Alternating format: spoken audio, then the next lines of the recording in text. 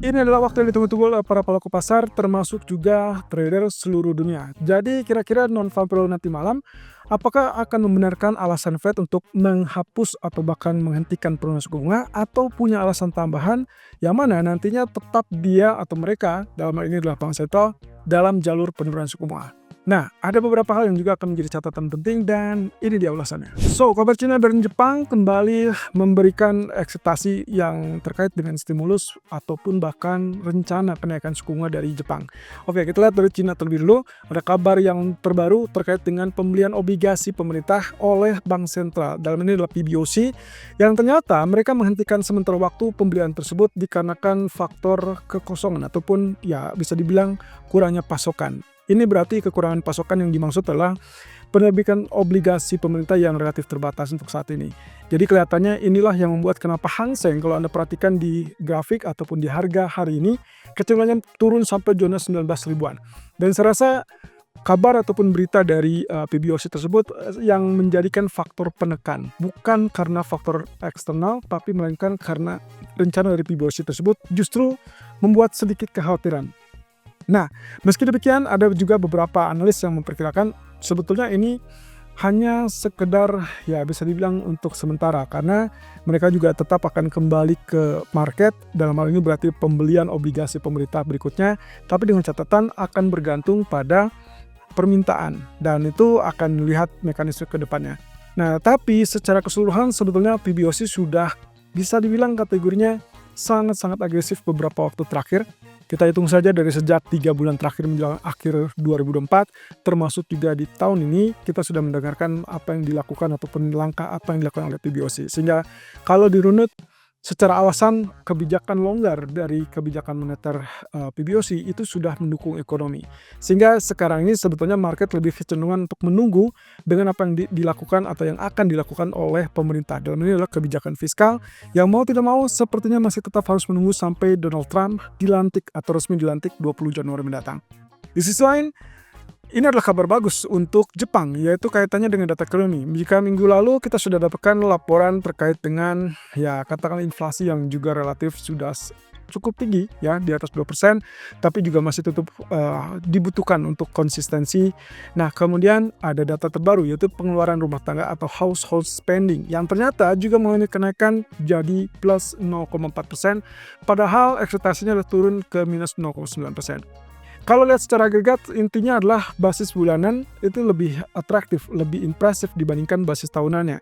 Tapi ya kalau secara umum, kalau kita lihat ini adalah tanda-tanda di mana ada tambahan dukungan supaya BOJ atau dalam ini adalah Bank Sentral Jepang untuk menaikkan suku bunga di pertemuan berikutnya. Nah, tapi ingat ya, kita masih punya dua agenda di sini. Apakah hal tersebut akan dilakukan di Januari atau baru akan dilakukan di bulan Maret?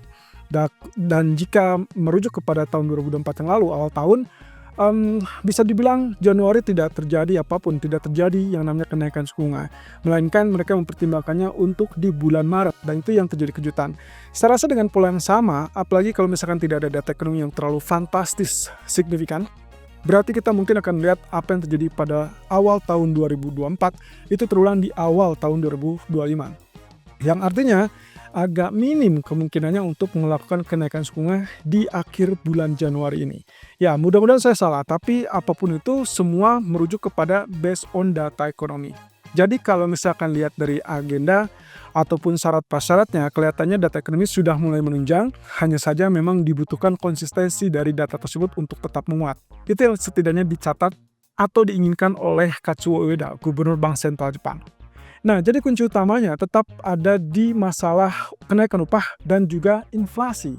Kalau beberapa waktu lalu kita sudah sempat dapatkan ada data kenaikan upah yang memang ternyata laju kenaikan upah itu atau gaji pokoknya sudah mengalami kenaikan ataupun ya bisa dibilang peningkatan yang signifikan, bahkan tercatat sebagai laju kenaikan tercepat dalam 32 tahun terakhir, which is good ya. Jadi itu sudah ada pondasi dasar, tinggal masalahnya adalah negosiasi dari perusahaan-perusahaan dan juga termasuk serikat pekerja Jepang. Yang ternyata tadi pagi juga saya sempat membaca salah satu artikel di mana kemungkinan para pegawai ataupun para istilahnya buruh dari Toyota itu sedang melakukan ajuan ataupun pengajuan untuk kenaikan upah, dan didukung juga oleh Katsuo Ueda yang mengatakan bahwa mereka harusnya dapatkan kenaikan upah sehingga nantinya akan mendukung kepada kenaikan ataupun peningkatan konsumsi domestik. Jadi catatannya teman-teman, yang diinginkan oleh BOJ adalah kalau upah naik berarti konsumsi ataupun bahkan belanja konsumen itu akan mengalami peningkatan. Dan kalau konsumsi meningkat itu berarti inflasi naik bukan karena harga energi, melainkan karena memang ada tingkat permintaan yang membaik. Dan kalau dua-duanya tersusun dengan sempurna atau terwujud dengan sempurna, maka disitulah alasan yang tepat untuk BOJ mulai kembali menaikkan suku bunga. Dan bahkan sang mantan ketua atau mantan gubernur BOJ yang lalu, yaitu Haruhiko Kuroda, mengatakan bahwa ada kemungkinan BOJ masih tetap dalam jalur kenaikan suku bunga di tahun ini. Jadi ya kita tinggal tunggu, sebetulnya gongnya ataupun gaungnya mungkin baru akan terjadi di bulan Maret. Tapi apapun itu berarti pertanda yang positif. Sehingga dampaknya kemana? Dampaknya adalah yen akan mengalami penguatan terhadap US dollar, dan itu berarti USD Japanese yen mengalami penurunan. Cuman mungkin tidak enaknya adalah Nikkei kemungkinan akan terbebani. Tapi ya, usit punya usit, kita belum bisa menyimak ataupun mendapatkan kenaikan suku bunga itu di bulan Januari. Mungkin kalau misalkan minggu depan ada data yang cukup bagus dan mendukung, bisa saja berubah. Atau mungkin nanti malam kalau misalkan data non-farm payroll Amerika relatif lebih buruk. Jadi sehingga kemungkinan intervensi tidak diperlukan. Tapi apakah betul seperti itu? Nah, kita lihat ya, di sini ada pernyataan dari para pejabat Fed terkait dengan kebijakan Fed berikutnya yang secara keseluruhan kalau saya rangkum dari Harker, Collins, Bowman ataupun bahkan Smith, rata-rata mendukung untuk penurunan suku bunga tapi dengan pendekatan hati-hati dan juga bertahap. Terutama untuk Harker, dalam hal ini dia akan tetap mendukung FOMC tetap di jalur penurunan suku bunga, tapi catatannya adalah harus didorong oleh data ekonomi. Nah, data ekonomi yang dimaksud adalah inflasi dan juga pasar tenaga kerja.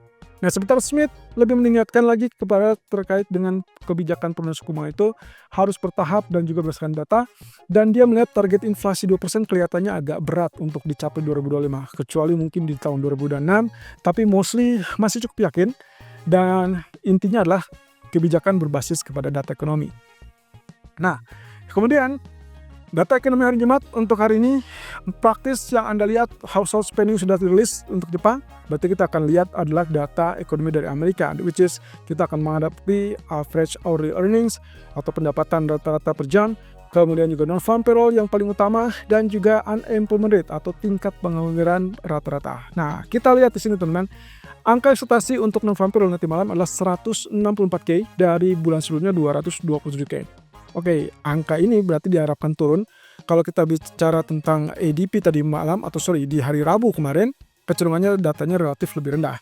Apakah itu berarti akan mengisyaratkan NFP akan rendah? Ya, seperti yang biasa kita lakukan berkali-kali dalam video, saya sudah jelaskan bahwa ini tidak terkait dengan ADP atau bisa dibilang tidak ada korelasi positif. Kalaupun ada kebetulan atau misalkan ada kondisi di mana kedua data itu adalah signifikan sama, artinya tetap atau sama-sama melemah, itulah kebetulan, bukan karena pasti seperti itu ya. Jadi dari sekian persen kemungkinan mirip atau sama, tapi sisanya lebih kecenderungannya tidak menunjukkan korelasi. Artinya bukan mustahil kalau misalkan ADP kemarin ya di hari Rabu cenderung mengalami penurunan atau pelemahan, sementara data NFP nanti malam bisa saja tiba-tiba melonjak naik atau di atas 200.000. Di mana data bulan lalu sebetulnya sempat menunjukkan bahwa ya ada kondisi di mana NFP sudah turun sampai ke level 12.000, tapi kemudian tiba-tiba rebound kembali ke level ratusan ribu dan bahkan sempat 200 ribuan, dan itu yang terlihat di previousnya 227. Nah, artinya apa? Begitu data tersebut sempat turun, kemudian ADP ternyata malah negatif. Jadi yang terlihat adalah berbeda arah. Jadi bukan mustahil itu akan terjadi kembali malam nanti. Jadi saya tidak akan sarankan Anda mengambil kesimpulan bahwa ADP yang lemah akan membuat NFP melemah. Jadi tidak ada korelasi seperti itu. Tapi yang jelas, apapun itu angkanya, saya akan lebih pertimbangkan selama tidak ada kenaikan di atas 200.000 ataupun lebih tinggi dari yang previous 270 atau 227.000, maka kemungkinan kita anggap bahwa pelemahan terhadap emas ataupun bahkan penurunan terhadap emas itu kemungkinan akan relatif terbatas atau bersifat sementara, dan itu berarti ya dolar akan mengalami penguatan sementara. Nah, tapi di sisi lain, Kalau misalkan kita dapat kejutan, angkanya di atas 200.000 atau bahkan di atas 230.000, maka hati-hati, emas mungkin saatnya terkoreksi terlebih dulu. Walaupun dengan demikian, ada beberapa faktor sebetulnya yang bisa saja membuat potensi-potensi tersebut akan sirna ataupun mereda. Nah, di sisi lain, dampak yang akan kita lihat di sini adalah terkait dengan potensi intervensi mata uang yen yang katanya bisa terjadi, teman-teman. Walaupun dengan demikian ini saya tidak sarankan untuk memastikan apakah itu intervensi apa tidak. Karena kita tidak tahu angka berapa dan tidak spesifik ataupun detail angka berapa atau level berapa yang akan terjadi intervensi. Alasannya sederhana, kalau kita lihat beberapa kali saya sudah sempat bahas juga, yen itu bergerak sesuai dengan US Treasury Yield atau mirip dengan US Treasury Yield, di mana kalau misalkan US Treasury Yield mengalami kenaikan, maka yen akan melemah terhadap US dollar dan itu berarti USD Japanese yen akan naik. Dan itu berarti mengancam zona 160 atau 162 yang paling fatal. Nah, kenapa demikian? Karena kalau misalkan data ekonominya relatif lebih tinggi atau lebih baik daripada ekspektasi, itu berarti tidak ada kesempatan untuk Fed menurunkan suku bunga di bulan Januari atau bahkan dalam waktu dekat di bulan Maret. Dan itu berarti catatannya US dollar akan mengalami penguatan, US Treasury akan mengalami kenaikan, dan berarti USD Japanese yen akan tetap naik alias yennya melemah terhadap US dollar. Nah, inilah yang dikhawatirkan oleh para pelaku pasar termasuk Bank Sentral Jepang. Kalau itu terjadi, rumornya itu bisa menghajar ataupun bahkan memancing untuk BOJ melakukan tindakan dan itu berarti intervensi. Kenapa? Karena untuk pertemuan BOJ sendiri baru akan terjadi di akhir bulan Januari. Ya, jadi artinya berpacu dengan waktu daripada mereka tidak melakukan kenaikan suku bunga yang kemungkinannya agak minim untuk bulan Januari. Ya, berarti mereka harus mengamankan mata uang mereka dari pelemahan lebih lanjut dan itu adalah intervensi. Ya, semoga saja ini tidak terjadi ya. Tapi kalaupun iya, berarti Anda siap-siap begitu dia naik dengan sangat cepat sesuai dengan apa yang terjadi beberapa waktu ke belakang, bahwa pergerakan negatif ataupun pergerakan yang sangat cepat, spekulatif, itu tidak mencerminkan kondisi fundamental. Setidaknya itu statement yang selalu disampaikan oleh para petinggi Jepang. Jadi kita akan lihat kalau itu yang terjadi, mungkin siap-siap di level resisten tertentu itu akan terjadi intervensi. Kemudian kalau kita lihat dari CME Fed Watch Tools, yang terbaru adalah 93% peluang untuk mempertahankan tingkat suku bunga acuan. Dan itu berarti di pertemuan tanggal 27-28 ya, 27-28 Januari yang akan diumumkan di tanggal 29 Januari dini hari waktu Indonesia bagian Barat. Jadi kita anggap saja ini data atau peluang dari CME Fed Watch Tools adalah 93% sebelum rilis data non-farm payroll. Ini akan berubah kalau misalkan datanya mengalami kejutan turun. Tapi kalau misalkan kejutannya adalah naik, misalkan NFP-nya tiba-tiba 200.000 atau bahkan lebih tinggi daripada 230.000, maka ini akan konsisten naik atau bahkan peluangnya menjadi 98% unchanged alias tidak berubah suku bunganya. Tapi kalau misalkan angka itu berada di bawah 150.000, ini mungkin akan berubah turun ke level 80%-an. Ya, artinya peluang ini masih tetap bergantung pada data ekonomi. Nah, ini sekaligus adalah pertarungan untuk emas yang akan ditentukan dari data non-farm payroll. Kita sudah lihat sepanjang minggu ini emas sudah mulai kenaikan, bahkan sudah mulai mendekati 2680. Cuma pertanyaannya adalah apakah kita punya kesempatan untuk lihat dia lanjut naik, mendekati atau bahkan tembus 2800, atau selesai kemudian dia terkoreksi turun atau bahkan berbalik arah. Oke, perbedaannya apa sih? Kalau misalkan kita bicara tentang data non-farm payroll, jelas data non-farm payroll ini akan mempengaruhi kebijakan Fed, dan itu berarti akan terlihat apakah Fed punya alasan yang kuat untuk mempertahankan suku bunga atau tidak. Kalau datanya lebih kuat, jelas itu akan bertahan. Tapi kalau misalkan datanya lebih lemah, maka kemungkinan Fed akan tetap di jalur penurunan suku bunga. Dan itu berarti emas punya kesempatan untuk kembali naik. Jadi poin mana yang akan mendukung emas naik? Poin yang kedua. Sementara poin yang pertama itu akan menekan kembali emas dan menjaga dia untuk tidak atau ya bisa dibilang terhenti sementara waktu untuk kenaikan. Di sisi lain, inilah pertarungan antara data non-farm payroll dengan sentimen market yang sudah terbentuk dari sejak awal tahun. Apa itu? Ada 3 faktor di sini, yaitu terkait dengan kembalinya China atau dalam inilah PBOC untuk melakukan pembelian emas sejak bulan November 2024 dan mereka confirm Desember pun tetap melanjutkan dan data menunjukkan bahwa tingkat permintaan bank sentral ternyata belum berhenti, teman-teman. Jadi itu faktor utama yang akan mendukung emas naik. Nah, yang kedua adalah faktor kecemasan terhadap kebijakan tarif Trump yang kemungkinan akan segera diberlakukan per saat dia sudah resmi dilantik 20 Januari. Artinya mungkin 20 Januarinya atau setelahnya. Nah, tapi itu jelas sesegera mungkin. Yang ketiga adalah faktor ketidakpastian geopolitik. Kita tahu bersama sebelum Trump kita masih ada kondisi Rusia Ukraina, kemudian ada Israel Iran dan lain-lain, dan sekarang ini terkait dengan mungkin saja kebijakan Trump juga akan memicu kepada konflik geopolitik. Nah, jadi 3 faktor ini teman-teman yang dipastikan akan tetap mendukung emas, sehingga kalaupun data non-farm sangat-sangat kuat, emas bisa turun. Tapi pondasi dasar fundamentalnya inilah yang mendukung kenapa emas akan kembali diburu dan kemungkinan akan rebound, sehingga penurunan akan relatif bersifat sementara. Oke, inilah skenario-nya untuk trading NFP nanti malam. Poin 2 atau skenario 2 dan 3 itulah untuk bullish US dollar, dan itu berarti negatif untuk emas, yang berarti juga penurunan akan berlanjut gitu ya. Tapi yang paling utama adalah skenario nomor 3. Itu akan sangat-sangat powerful untuk US dollar, sehingga emas bisa saja turun lebih lanjut, bahkan mungkin range-nya cukup lebar ke bawah. Artinya mungkin zona 2630 bisa ditembus, lalu kemudian 2600 terancam atau bahkan lebih rendah. Jadi ingat, datanya harus di atas 200.000 atau bahkan di atas 230.000. Ini kalau misalkan menginginkan emas turun di bawah 2600 dan berlanjut ke hari Senin. Tapi kalau skenario nomor 4 ataupun 5 yang muncul, terutama untuk skenario nomor 5, misalkan ternyata datanya di bawah 130.000 secara mengejutkan, ya sudah, berarti emas punya alasan yang sangat kuat untuk tembus 2.700 atau bahkan lebih tinggi. Dan mempertahankan kondisi tersebut ditambah dengan 3 faktor tadi ya.